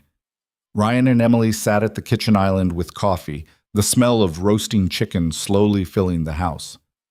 I've lived here for 4 years, Ryan said. This is the first time it smelled like someone actually cooks in this kitchen. That's depressing. Tell me about it. Emily looked around the spotless space. Your wife. Did she cook? All the time. She loved it. Said it was how she showed love. Ryan's voice went soft. She used to make this pot roast that Mason loved. I haven't made it since she died because I don't know how. Did she write down the recipe? Probably. She had a whole notebook of them somewhere. You should find it. Make it with Mason, even if you mess it up. What if it doesn't taste like hers? Then it'll taste like yours, and that'll be its own thing. Ryan stared into his coffee. Sometimes I feel like I'm erasing her. Every change I make, every new thing I do, it's like I'm moving further away from who we were. You're not erasing her. You're learning how to live without her. There's a difference. How do you do it? Move forward when everything fell apart. Emily thought about the nights after Sophie's father left, the mornings she couldn't get out of bed, the times she'd sat in her car crying because she couldn't face going inside to her daughter's questions. You don't have a choice. You've got kids depending on you, so you get up and you keep going, and some days you're faking it so hard you can't breathe. But eventually, the faking starts to feel a little more real. Does it get easier? No, you just get stronger. They sat in silence until the timer went off. Ryan pulled the chicken from the oven with Emily's guidance. It was golden and crispy and smelled incredible. I made that, Ryan said, sounding stunned. I actually made that. You did. Mason came running. It smells so good. Did we really make that? We really did, buddy. They ate at the kitchen table, Ryan's formal dining room that Emily suspected never got used. The chicken was a little dry, but the vegetables were perfect, and Mason ate 3 helpings. This is better than Mrs. Chen's chicken, Mason declared. Don't tell her that, Ryan said, but he was smiling. Sophie told more stories. Emma threw carrots on the floor. It was messy and loud and imperfect. It felt like a family. After dinner, while the kids played, Emily helped Ryan clean up. He was loading the dishwasher wrong, plates where the cups should go, and she started to correct him but stopped herself. He'd figure it out. Emily? Ryan's voice was quiet. Can I ask you something? Another personal question? More of a hypothetical. Okay. If someone wanted to help you, really help you, not just financially, but, I don't know, be part of your life, would you let them? Emily's hand stilled on the dish she was drying. That depends on who it is and what they want in return. What if they didn't want anything in return? Everyone wants something, Ryan. Not this person. Emily turned to look at him. He was watching her with an expression she couldn't quite read, hopeful, scared, something else underneath. What are you asking? She said softly. I don't know. Mason's happy when you're here. The house feels less empty. I feel less... He trailed off. Less what? Less alone. The words hung between them. Emily could feel something shifting, the ground under her feet becoming unstable. Ryan, Emily! Sophie's voice interrupted. Mason said he has a pool. Can we see it? The moment broke. Emily stepped back, putting distance between them. We should probably get going, actually. It's getting late. Right, of course. She gathered her girls and their things. At the door, Ryan caught her arm gently. I shouldn't have said that. About feeling less alone. It's okay. I get it. You're lonely. I'm convenient. That's not what I meant. Then what did you mean? Ryan looked at her, really looked at her, and Emily felt something in her chest tighten. I meant that you and your daughters have reminded me what it feels like to actually live instead of just existing, and I'm grateful for that. Gratitude isn't the same as friendship, Ryan, and it's definitely not the same as whatever you think this is becoming. What is it becoming? Complicated. That's what it's becoming. She left before he could respond, her heart pounding. On the bus ride home, Sophie fell asleep against her shoulder and Emma dozed in her carrier. Emily stared out the window and tried to figure out what the hell she was doing. She was getting too close, letting Ryan and Mason into their lives in a way that felt dangerous. What happened when Ryan got bored of playing house? When the novelty wore off and he remembered he was a billionaire with a whole world of options? She'd be the one left picking up the pieces, explaining to Sophie why they couldn't see Mason anymore, dealing with the gossip at work, going back to being alone. That night, after putting the girls to bed, Emily sat on her futon and made a decision. She'd pull back, keep things professional. The kids could still play, but she needed distance from Ryan. It was the smart choice, the safe choice. So why did it feel like she was running away from something that might actually be good? Emily's plan to pull back lasted exactly 5 days. On Thursday afternoon, Mason showed up at the company daycare looking for Sophie. The attendant called Emily down from customer service, confused because the boy kept saying he needed to see his friend and wouldn't leave until he did. Emily found him sitting on a tiny chair in the corner, his backpack clutched to his chest, eyes red from crying. Mason, what are you doing here? Where's your dad? He's in a meeting. I told the driver to bring me here instead of home. Emily's heart sank. Does your dad know where you are? Mason shook his head. Does anyone know where you are? Another headshake. Oh, sweetheart. Emily pulled out her phone and called Ryan. It went straight to voicemail. She tried his office line. Patricia answered on the first ring. Whitmore Technologies, Mr. Whitmore's office. Patricia, it's Emily Carter. Is Ryan in a meeting? He's in with the board. Can I take a message? I need you to pull him out, now. His son is here and Mason's there? At the office? Patricia's voice went sharp with panic. He's supposed to be on his way home with the driver. Hold on. Emily heard muffled voices, then Ryan's voice came on the line. Emily, what's going on? Your son is at the company daycare. He told his driver to bring him here instead of home. What? Why would he? I'm coming down. Don't let him leave. Ryan appeared 3 minutes later, still in his suit, his tie loosened like he'd been yanking at it. The entire board was probably waiting upstairs, wondering where their CEO had gone. Mason looked up when his father entered the daycare, then looked away, his little jaw set stubbornly. Buddy, what happened? Why are you here? I wanted to see Sophie. You could have asked. I would have arranged something. You're always in meetings. You're always busy. The words hit Ryan like a slap. Emily could see it on his face. Mason, I'm never too busy for you. Yes, you are. Mason's voice cracked. You say you'll do stuff, and then you don't. You said we'd make dinner again, but then Mrs. Chen came back and she's making all the food again. You said we'd go to the park, but then you had a work call. You're just like before Emily and Sophie. You're disappearing again. Ryan crouched down to his son's level, his hands shaking slightly. I'm sorry, you're right. I got busy and I let things slip back to how they were. I don't want things how they were. I was lonely how they were. Emily's throat went tight.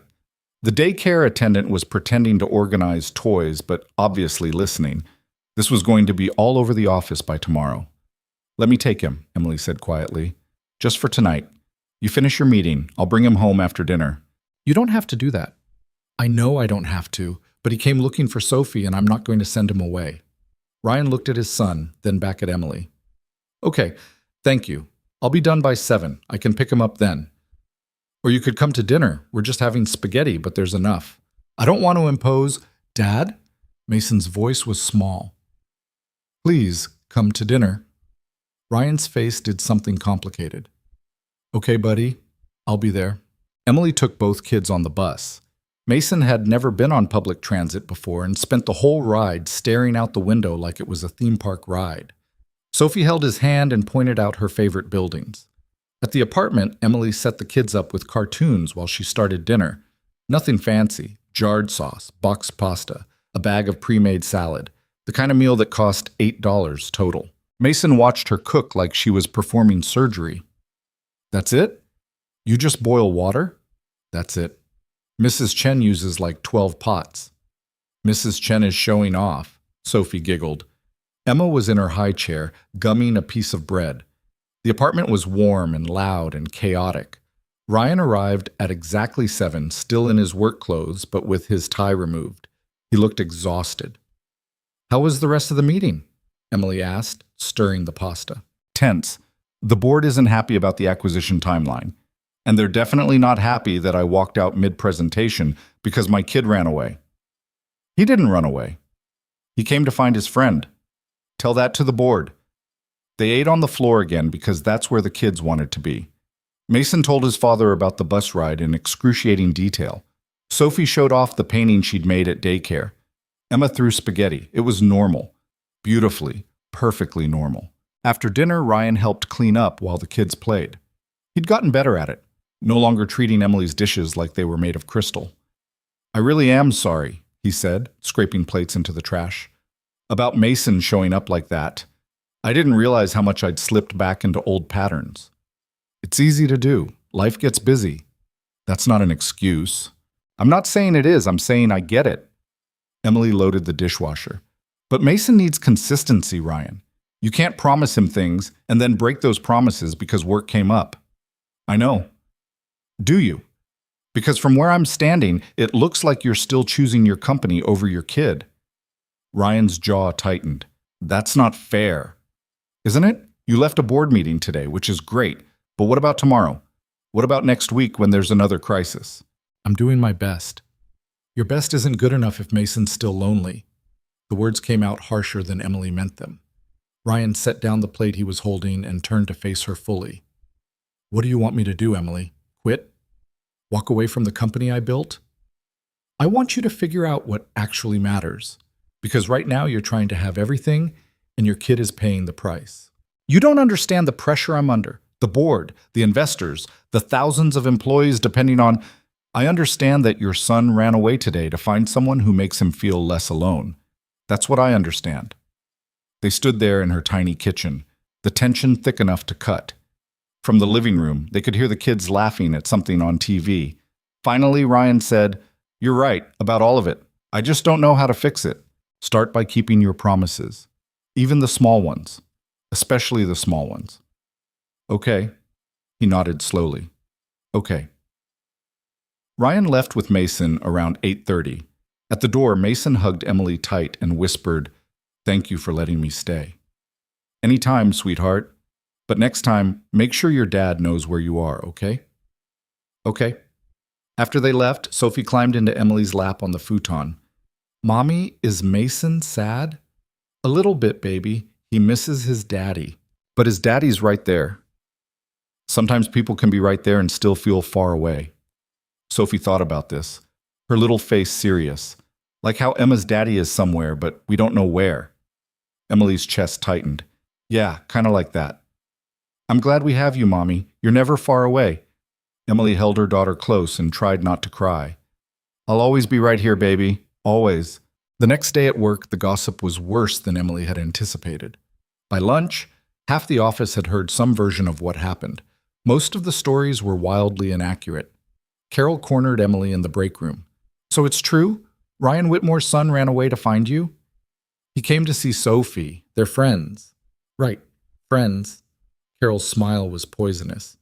"Must be nice having the CEO's kid so attached to you. Job security at its finest." "What's that supposed to mean?" "Just that it's convenient.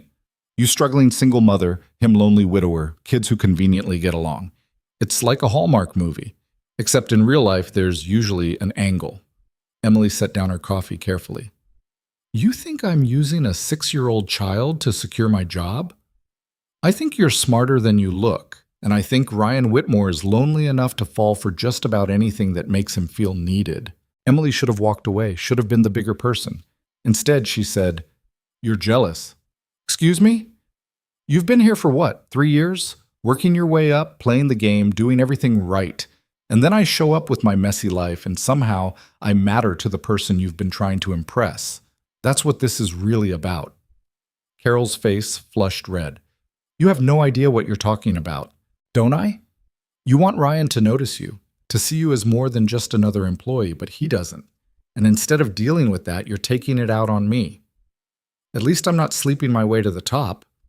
The break room went silent. 3 other employees were suddenly very interested in their lunches. Emily grabbed her coffee and walked out before she said something she'd regret. Her hands were shaking. She made it back to her desk and buried herself in work, ignoring the whispers around her. At 3 o'clock, Patricia called her extension. "Emily, Mr. Whitmore would like to see you." "About what?" "He didn't say. Can you come up?" Emily took the elevator to the 37th floor, her stomach in knots. This was it. Carol had probably gone straight to HR with some fabricated complaint. Emily was going to get fired for causing drama. But when she entered Ryan's office, he wasn't alone. There was a woman there, late 50s, sharp suit, the kind of person who looked like she ate corporate lawyers for breakfast. "Emily, this is Diane Martinez. She's on the board of directors." Emily's blood went cold. "Hello?" "Ms. Carter." Diane's smile didn't reach her eyes. "I understand you've become quite close with Ryan and his son. Mason and my daughter are friends." "Yes, I've heard. I've also heard that Mason showed up at your home unannounced yesterday, that you're frequently at Ryan's residence, that there's been quite a bit of speculation about the nature of your relationship." Emily looked at Ryan. He He was standing by the window, his expression unreadable. I'm not sure what you're implying, Emily said carefully. I'm not implying anything. I'm stating facts. The optics of this situation are problematic. Ryan is the CEO of a publicly traded company. His personal life reflects on Whitmore Technologies. And right now, the story circulating is that he's involved with an employee who received preferential treatment in hiring. I'm not involved with Ryan, and I was qualified for my position. I'm sure you were, but perception matters. And the perception is that you're using your children to manipulate a lonely widower. That's not what's happening. Again, it doesn't matter what's actually happening. It matters what people think is happening. Diane folded her hands on her lap. I'm going to be direct, Ms. Carter. The board is concerned. We've worked very hard to rebuild Whitmore Technologies' reputation after Sarah's death. Ryan was a mess for nearly 2 years. He's finally stable again, focused on the company. We can't have another scandal. There's no scandal. We're friends. Our kids are friends. That's all. Then it should be easy for you to step back. Stop the home visits. Keep your interactions professional. Emily felt like she'd been slapped. You're asking me to stay away from them. I'm asking you to consider what's best for everyone involved, including your own career. The threat was clear. Emily looked at Ryan again. He was staring out the window, his jaw tight, saying nothing. Ryan? Emily's voice came out smaller than she wanted. You're just going to let her say this? Finally, he turned. Diane has some valid concerns. Valid concerns? She's telling me to stay away from your son. She's telling us to be more careful about appearances, which is probably smart. Emily couldn't believe what she was hearing. So what, we just stop? Mason and Sophie can't be friends anymore because some board members are worried about optics? We don't have to stop. We just need to be more discreet. Discreet. Like I'm something shameful. Like helping your kid makes me a liability. That's not what I'm saying. Then what are you saying, Ryan? Diane stood up. I think I'll give you two a moment to discuss this privately. Emily, I hope you understand that this isn't personal. We're all just trying to protect the company. She left. The door clicked shut.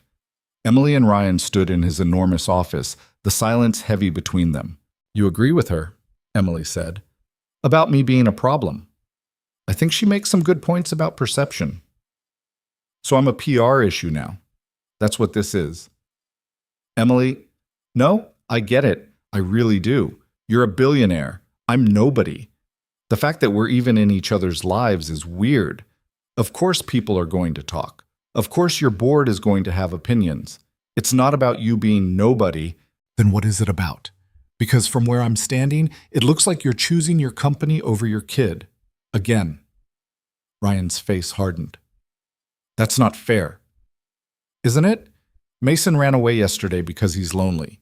Because you keep promising things, and then work gets in the way. And now, instead of fighting for what makes him happy, you're listening to some board member tell you that his friendship with Sophie is a liability. I have responsibilities. We all have responsibilities, Ryan. The difference is that mine don't come with a board of directors telling me which people are acceptable to care about. You're twisting this, am I? Because it sounds like Diane just told you to choose between your reputation and your son's happiness. And you're actually considering it. Ryan slammed his hand on the desk, making Emily jump. What do you want from me? You want me to quit? Walk away from everything I've built? Tell the board to go to hell and damn the consequences? I want you to fight for the people who matter. I want you to tell Diane Martinez that your son's well-being is more important than optics. I want you to actually choose Mason for once, instead of hiding behind excuses about responsibility. You don't get to judge my parenting when you're a mess yourself. The words hung in the air, ugly and cruel. Emily felt like she'd been punched. Excuse me? Ryan's face immediately filled with regret. I didn't mean that. No, say it. Say what you really think. I'm a mess, right? Single mother, 2 kids, 2 different fathers who both abandoned us, living in a crappy apartment, taking the bus, barely scraping by. That's what you think, isn't it? Emily, I'm sorry. You let me into your life because I made you feel better about yourself. The rich guy helping the poor, struggling woman. But the second it gets complicated, the second it threatens your precious reputation, you throw me away. That's not what's happening. Yes, it is. That's exactly what's happening. Emily grabbed her purse. You know what? Diane's right. This was a mistake. I should have stayed in my lane. Emily, wait. She was already walking toward the door. Ryan followed her. Please don't leave like this. Let me explain. Emily whirled around. Explain what? That you're embarrassed of me? That having me around makes your board uncomfortable? I already got the message, Ryan. I'm not embarrassed of you. Then prove it. Go back in there and tell Diane that Mason comes first. Tell her that you don't care what people think. Tell her that sometimes the right thing to do is messy and complicated and doesn't look good on a balance sheet. Ryan stood there, his mouth opening and closing, but no words came out. That was all the answer Emily needed. That's what I thought. She hit the elevator button. Tell Mason I'm sorry. Sophie's going to be heartbroken, but I'll figure out how to explain it. Emily, the elevator doors opened. Emily stepped in and pressed the button for her floor before Ryan could follow. Back at her desk, Emily packed up her things mechanically. She had 30 minutes left in her workday, but she couldn't stay, couldn't sit there knowing what had just happened. Janet appeared at her desk. You okay? You look like you're going to be sick. I need to go home. What happened? I need to go. Emily clocked out early and went straight to the daycare. Sophie was playing with blocks in the corner. Mason was there too. The nanny must drop him off before his evening activities. When Mason saw her, his face lit up. Emily, are you taking us to the park? Emily's heart shattered. Not today, sweetheart. Tomorrow? I don't know. Maybe not for a while. Mason's smile faded. Why not? It's complicated, honey. Sometimes grown-ups have to make hard choices. But we're friends. I know. And you and Sophie will always be friends. But your dad and I, we need some space. Did I do something wrong? Is it because I came here yesterday? No, baby. No, you didn't do anything wrong. This is about me and your dad, not you. But Mason's eyes were filling with tears. I knew it. I knew you'd leave too. Everyone always leaves. The words cut deeper than anything Ryan had said. Emily pulled Mason into a hug, even though she knew she shouldn't. I'm not leaving, okay? I'm still going to be right here. You'll see me at daycare. You and Sophie can still play here. It's just the home visits. Those need to stop. But why? Because sometimes things get too complicated and people get hurt. And I don't want you to get hurt. Mason clung to her. I'm already hurt. Emily held him until the nanny came to pick him up for his piano lesson. He left without saying goodbye. His little shoulders hunched in defeat. Sophie sensed something was wrong.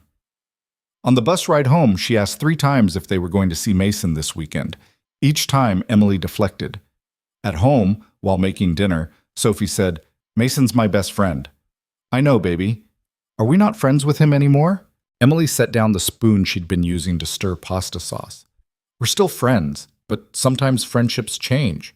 Sometimes people can't see each other as much. Did his daddy do something bad? No, well, sort of. It's complicated. You always say that when you don't want to explain. Emily looked at her daughter, smart, perceptive, too aware for a 4-year-old. Sometimes grown-ups mess things up, Sophie, and kids end up paying for it. I'm trying to make sure you and Mason don't pay more than you already have. I don't understand. I know, and I'm sorry. That night, Emily lay in bed staring at the ceiling while both girls slept beside her. Her phone buzzed. A text from Ryan. Can we talk? She deleted it without responding. Another text. I'm sorry about what I said. You're not a mess. I was angry, and I lashed out. Delete. Mason's asking for you. He won't stop crying. That one almost broke her, but she deleted it too. The last text came at midnight. Please, just tell me how to fix this. Emily stared at that message for a long time before typing. You can't. Some things are too broken. She hit send and turned off her phone. The next morning, Ryan was waiting outside her apartment building. Emily saw him through the window, leaning against his car, looking like he hadn't slept. She considered not going down, but Sophie had already spotted him. Mommy, Mr. Ryan's here. Emily took a breath and headed downstairs, leaving the girls with a cartoon. What are you doing here? She said when she reached him. I couldn't sleep. I kept thinking about what you said, about choosing Mason. And? You were right. I keep saying he's my priority, but my actions don't match. I let work get in the way. I let the board's opinions matter more than his happiness. Okay, So what are you going to do about it? Ryan looked at her with those tired, desperate eyes. I'm stepping down. Emily's breath caught. What? Not permanently, but I'm taking a leave of absence. 6 months. Maybe longer. Patricia can handle day-to-day operations and the board can appoint an interim CEO. I need to focus on Mason, really focus, not just when it's convenient. Ryan, you don't have to. Yes, I do, because if I don't, I'm going to lose him. I can already feel him pulling away, and I can't. His voice cracked. I can't lose him too. Emily wanted to stay angry, wanted to hold on to the hurt from yesterday. But looking at Ryan now, she saw a man who was finally putting his son first. What about the board? What about Diane? I told them this morning. Diane tried to talk me out of it, threatened to remove me permanently if I left. I told her to do what she needed to do. You might lose your company. I already lost my wife. I'm not losing my son too. Ryan stepped closer. And I'm not losing you either. Not if I can help it. Ryan, I know I screwed up. I know I hurt you. But Emily, these past few months with you and your girls, it's the first time I've felt alive since Sarah died. Not because you fix me or complete me or any of that romance novel garbage, but because you see me, the real me. Not the billionaire, not the CEO. Just Ryan, the guy who can't cook and doesn't know how to load a dishwasher and is terrified he's failing his kid. Emily's eyes were burning. What are you saying? I'm saying I need you in my life. Mason needs Sophie. And maybe, if you'll let me, I can figure out how to be someone you need too. I don't need saving, Ryan. I've told you that. I know. That's not what I'm offering. He took her hands carefully. I'm offering partnership, friendship, someone who shows up. Not because they pity you or want to fix you, but because they genuinely care about you and your girls. The board will hate this. People will talk. Let them. Your reputation. I don't care about my reputation. I care about my son. And I care about you. Emily looked at their joined hands. She could say no, push him away, keep herself safe and protected and alone. Or she could take a chance on something terrifying and messy and real. If we do this, she said slowly, we do it right. No more hiding. No more worrying about optics. We're honest about what this is. What is it? I don't know yet, but I know it matters. To both of us. Ryan smiled, a real smile, the first genuine one she'd seen from him. That's enough for me. And you're really stepping down? Already done. I have a meeting with the board this afternoon to make it official. Wanted to tell you first. You're insane. Probably. But I'm tired of being sane and miserable. Emily laughed despite herself. Okay, but we're taking this slow. One day at a time. One day at a time. She hesitated, then asked, Does Mason know about you stepping down? Not yet. I wanted to talk to you first. Make sure you were still willing to be part of his life. Our lives. Of course I am. I couldn't stay away if I tried. Sophie would never forgive me. Just Sophie? Emily met his eyes. No, not just Sophie. They stood there on the sidewalk, neither quite sure what happened next. Then Sophie's voice came from the window above. Mommy, is Mr. Ryan coming up? Ryan looked up at her, then back at Emily. Can I come up? Yeah, come on. They climbed the 3 flights together. When they reached the apartment, Mason was there too. Apparently he'd convinced his driver to bring him over the moment he saw his dad's car. Dad! Mason ran to Ryan. Are you and Emily friends again? Ryan crouched down. We are. And buddy, I need to tell you something. I'm going to be home a lot more. Like, every day. We're going to cook dinner together and go to the park and do all the stuff I kept promising. Really? Really, I'm taking time off from work to be with you. Mason threw his arms around his father's neck. Can Sophie and Emily come over whenever we want? Ryan looked at Emily over his son's head. If they want to, then yes. Whenever they want. Sophie was already pulling Mason toward her corner of the room to show him her new drawings. Emma was making grabby hands at Ryan from her bouncer. She wants you to pick her up, Emily said. I don't really know how. You'll figure it out. Ryan picked up Emma carefully, like she was made of glass. She immediately grabbed his nose and squealed with delight.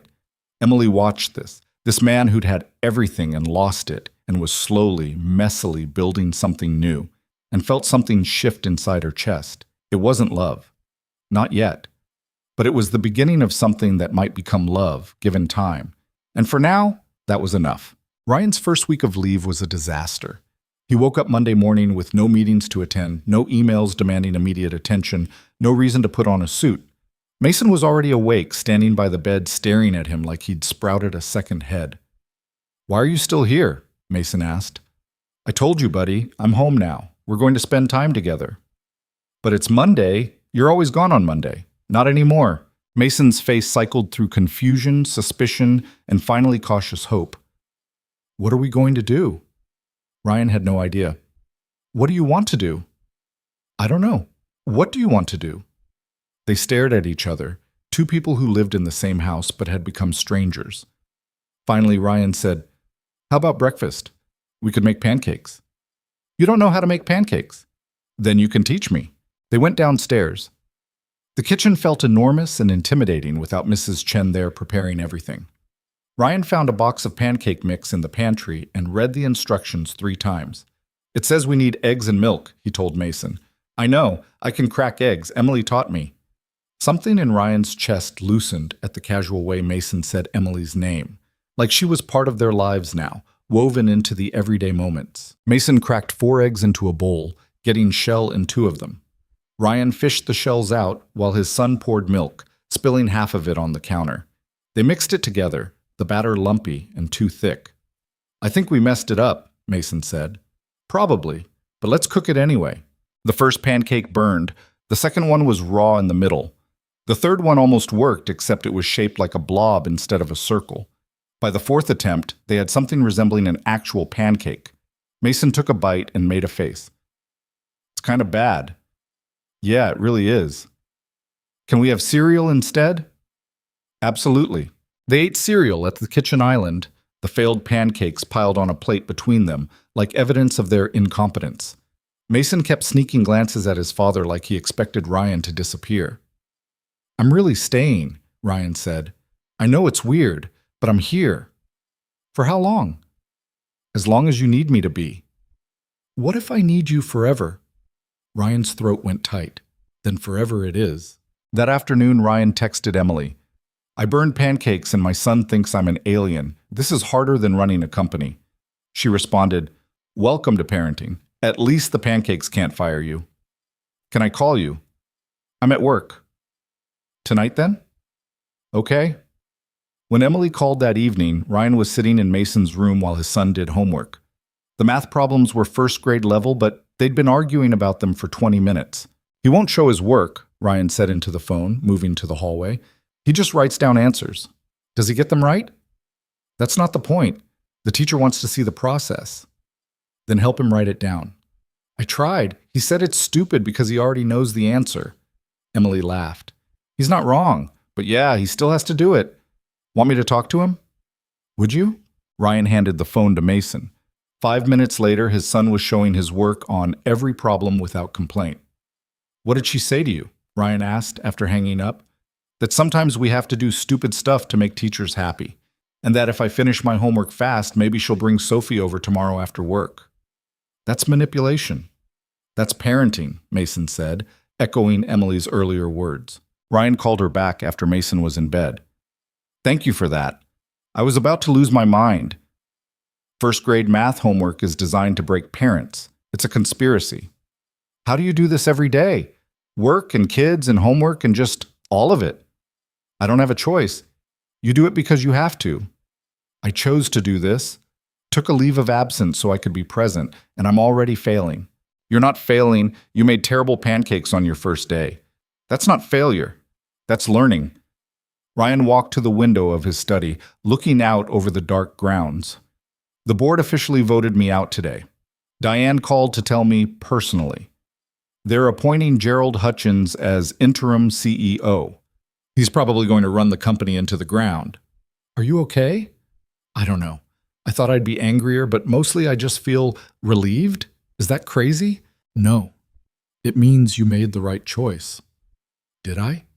"Because I just gave up the company I spent 10 years building for a life I don't know how to live." You gave up a job for your son. That's not the same thing. Isn't it, though? The company was everything after Sarah died. It was the only thing that made sense. Emily was quiet for a moment. Can I tell you something? Yeah. When Sophie's father left, I thought my life was over. Not in a dramatic way, just practically. I didn't know how to be a single mother. Didn't know how to pay bills on my own or make decisions without someone else weighing in. The first month I called him 17 times, just hoping he'd answer, hoping he'd changed his mind. Did he ever answer? Once. He told me I was being pathetic and to stop calling, so I did. I'm sorry. Don't be. Because here's the thing. Those first few months were hell. I cried every night after Sophie went to sleep, ate ramen for dinner because I couldn't afford anything else, wore the same 3 outfits to job interviews because that's all I had. Emily, but then something shifted. I stopped waiting for him to save me. Stopped thinking about who I used to be when I had a partner. I figured out who I was alone. And you know what? That person was stronger than I thought. What's your point? My point is that you're going to feel lost for a while. That's normal. You're not the billionaire CEO anymore. You're just Ryan, dad, guy who burns pancakes. But that person is going to be better for Mason than any version of you that had it all figured out. Ryan pressed his forehead against the cool glass. How are you so smart about this? I'm not smart. I've just been broke and desperate longer than you have. He laughed despite himself. Can I ask you something personal? More personal than what we've already shared? Do you think, is there a chance that we could be more than friends? The silence stretched long enough that Ryan started to panic. Forget I asked. That was inappropriate. You don't have to. I think about it, Emily said quietly, about what it would be like if we were together, really together. And it terrifies me, because what if it doesn't work? What if we try and fail, and then Mason and Sophie lose each other? I can't do that to them. What if it does work? That scares me even more, because I'd have to let you in, really let you in, and the last 2 men I did that with left me alone with babies and debt. I'm not them. I know you're not, but my brain doesn't always believe what my heart knows. Ryan wanted to argue, to make promises he wasn't sure he could keep. Instead he said, okay, we stay friends. For now, until you're ready to trust that I'm not going anywhere. And if I'm never ready, then we stay friends forever. And I'll spend the rest of my life proving you wrong. Emily laughed, soft and sad. You're very stubborn. You have no idea. They talked for another hour about nothing important. Mason's homework habits, Sophie's obsession with dinosaurs, the weird smell in Emily's building's hallway, normal things, easy things. When they finally hung up, Ryan felt lighter than he had in days. The next afternoon, Emily brought the girls over after work like she'd promised. Mason had been counting down the hours, checking the clock every 10 minutes. Sophie burst through the door with her usual tornado energy. Mason, I brought Mr. Chompers and Mrs. Chompers. They got married. Dinosaurs can get married? My dinosaurs can do whatever they want. The kids disappeared into the playroom while Emily followed Ryan to the kitchen. He'd attempted to make dinner, chicken and rice, from a recipe he'd found online. It was edible, barely. You're getting better, Emily said, taking a bite. You're a terrible liar. Okay, it's pretty bad, but you tried. That counts. They ate together, all 4 of them, at the kitchen table. Emma was in a high chair, throwing rice on the floor with systematic precision. It was messy and chaotic and felt right. After dinner, while the kids played, Emily helped Ryan clean up. They developed a routine. He washed, she dried, they talked about their days. Carol got fired, Emily said casually. Ryan almost dropped the plate he was holding. What? When? This morning, HR called her in. Apparently she'd been spreading rumors about several employees, not just me. Someone filed a formal complaint. Do you know who? Janet thinks it was someone from accounting, but honestly, it could have been anyone. Carol wasn't exactly popular. How do you feel about it? Emily shrugged. Relieved, mostly. The office is a lot less tense without her glaring at me every 5 minutes. I'm sorry you had to deal with that. With any of it. It's not your fault, isn't it? You're only in that position because I flagged your application. The gossip, the speculation, that's on me. Ryan, stop. I'm a grown woman who made her own choices. I chose to apply, chose to accept the job, chose to bring my kids to your house. You don't get to take credit for the bad stuff and none of the good. But no buts. We're partners in this, remember? Equal responsibility for the mess. Ryan dried his hands and turned to face her fully. They were standing close in his enormous kitchen, close enough that he could see the flecks of gold in her brown eyes. Emily, Dad, Mason's voice interrupted. Sophie says dinosaurs don't eat pizza, but I think they would if they could. The moment broke. Emily stepped back, smiling. Sounds like you're needed for a debate. Apparently. Ryan went to the playroom and mediated the great dinosaur pizza debate. When he came back, Emily was on the floor with Emma, helping her stack blocks. She looked up and smiled at him, and something in Ryan's chest went warm. He was falling in love with her. Had probably been falling for months. The realization should have scared him, but it didn't. It just felt inevitable. 3 months passed. Ryan learned how to cook basic meals without burning the house down. He took Mason to school every morning and picked him up every afternoon. They did homework together, went to the park, had movie nights with blanket forts. Emily and the girls became permanent fixtures in their lives. Dinners together 3 times a week. Weekend trips to the zoo, the aquarium, the beach.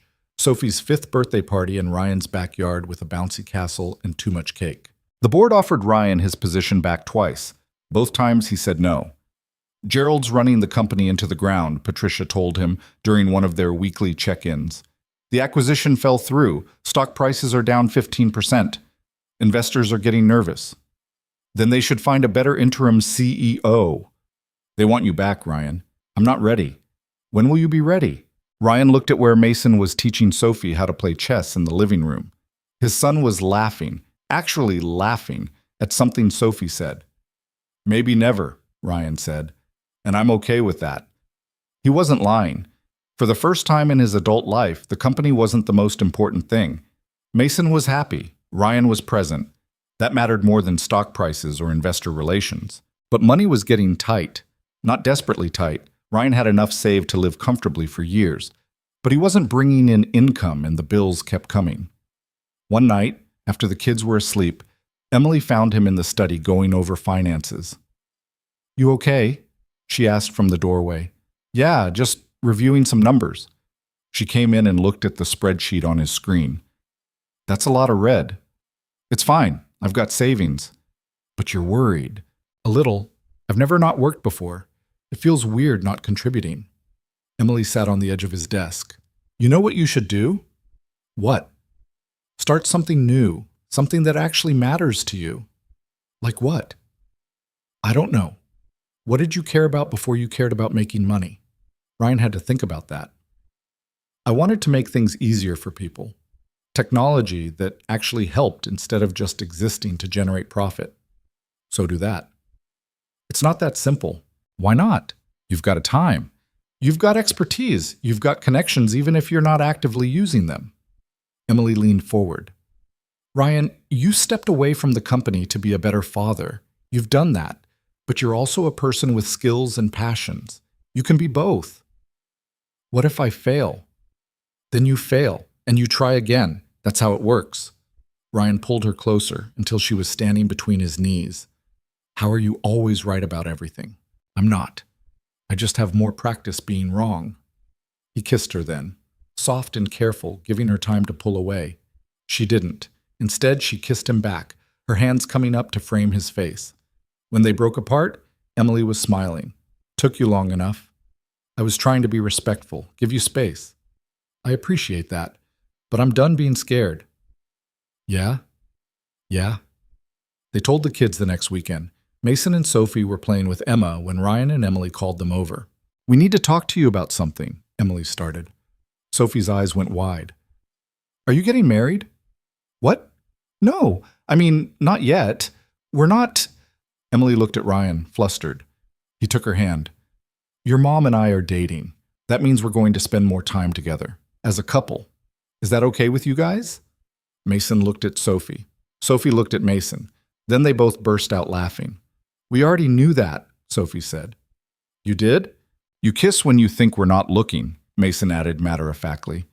We do not... Ryan started, then stopped. Do we? All the time, both kids said in unison. Emily covered her face with her hands. Oh my God! So can we keep playing, or do you have more grown-up stuff to tell us? Sophie asked. That's it, Ryan said, trying not to laugh. That's all the grown-up stuff. Okay. Come on, Mason. Emma's trying to eat Mr. Chompers again.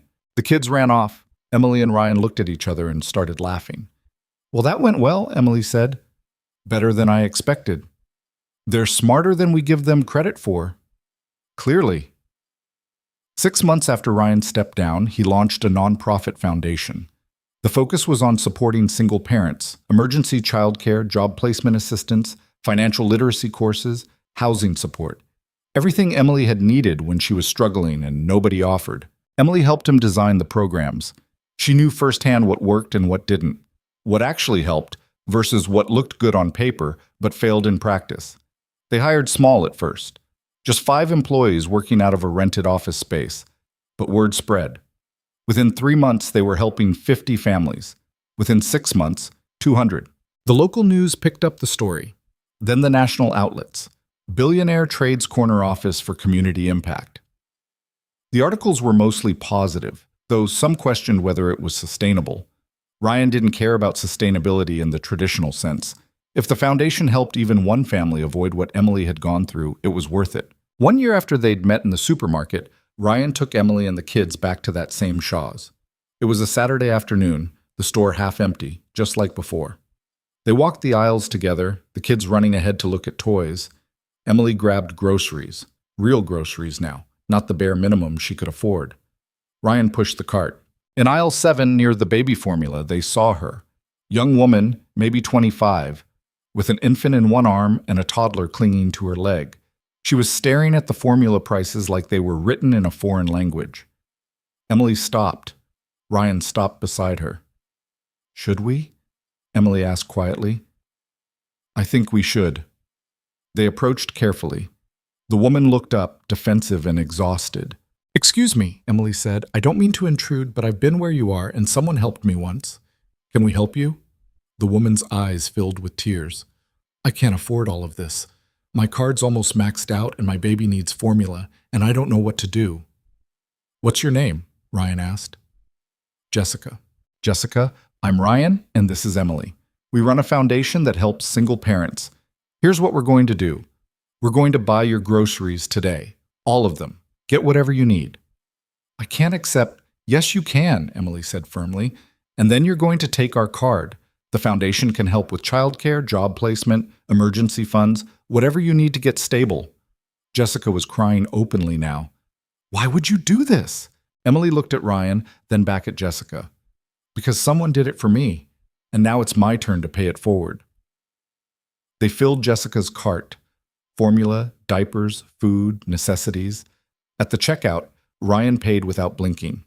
Jessica hugged Emily so tight she could barely breathe. Thank you, Jessica whispered. You have no idea what this means. I do, Emily said. I really do. They watched Jessica leave, her toddler waving goodbye to Sophie and Mason. The kids waved back, then went to look at a display of candy. You know what the crazy part is? Emily said, leaning against Ryan's shoulder. What? If you'd never been in this exact store on that exact night, none of this would have happened. You wouldn't have met us, wouldn't have stepped down. The foundation wouldn't exist. Jessica wouldn't have help. Butterfly effect. More than that. It's proof that one moment of kindness can change everything. You changed my life that night, and now we're changing other people's lives. It just keeps rippling out. Ryan kissed the top of her head. Best grocery run I ever made. Even though you burned those first pancakes? Especially because I burned those pancakes. Mason and Sophie ran back over, Emma toddling between them, holding both their hands. Can we get ice cream on the way home? Sophie asked. Please, Mason added. Ryan looked at Emily. She shrugged. Why not? We're celebrating. Celebrating what? Mason wanted to know. 1 year of being a family, Emily said. We're a family? Sophie's face lit up. Yeah, baby, we are. The kids cheered and ran toward the exit. Ryan and Emily followed more slowly, Emma between them, holding both their hands. I love you, Ryan said as they walked. I should have said it sooner, but I love you. Emily squeezed his hand. I love you too, even though you're terrible at making pancakes. I've gotten better. You really haven't. Lie to me. Your pancakes are the best I've ever had, Emily said in the most unconvincing voice possible. Ryan laughed, and it occurred to him that he'd been laughing a lot lately. That the weight he'd been carrying since Sarah's death had finally, slowly, lifted. He wasn't the same person he'd been in that supermarket a year ago. That Ryan had been lost, broken, going through the motions of life without really living it. This Ryan knew how to make terrible pancakes with his son, knew how to help a struggling mother without making her feel small, knew how to love someone messy and complicated and real. This Ryan was better. They got ice cream, made a mess in Ryan's car, went home and watched a movie with all the kids piled on the couch. Emily fell asleep during the second act, her head on Ryan's shoulder. Emma sprawled across her lap. Ryan looked at his living room, toys scattered everywhere, crayon marks on the walls he'd stopped trying to erase, the organized chaos of actual life happening, and felt something he hadn't felt in years. Complete. 2 years later, Ryan and Emily got married in the backyard of what had become their house. Small ceremony, close friends only.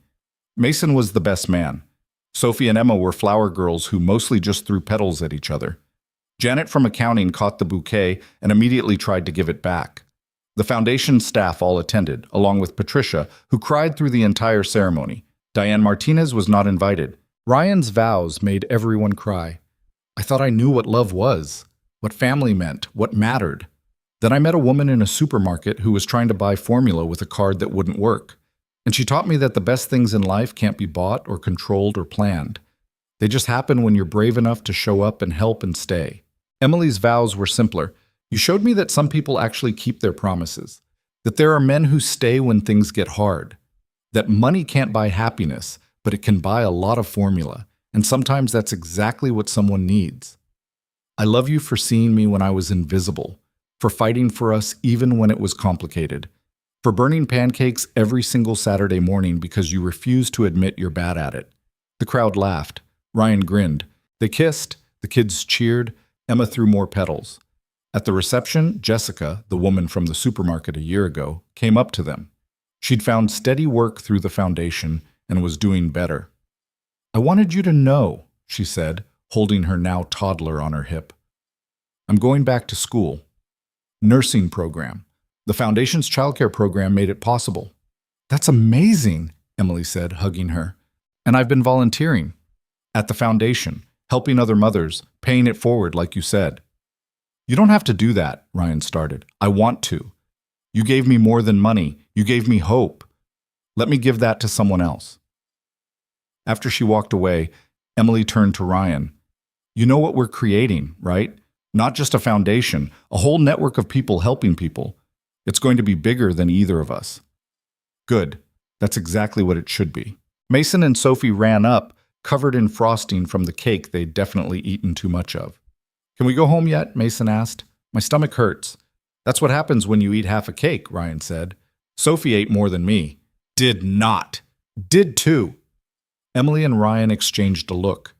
This was their life now, arguing kids and sugar highs and messes that couldn't be contained. It was perfect.